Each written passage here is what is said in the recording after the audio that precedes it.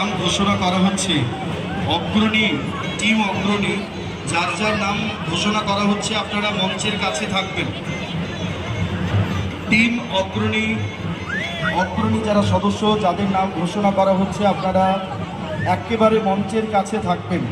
রাজ তিওয়ারি, বিপ্লব Chatterjee, secretary সোনা Chatterjee, secretary Anantalal নায়ক, অমল সাই, হারাধন সামন্ত, মধুসূদন পাল, কল্যাণ নায়ক,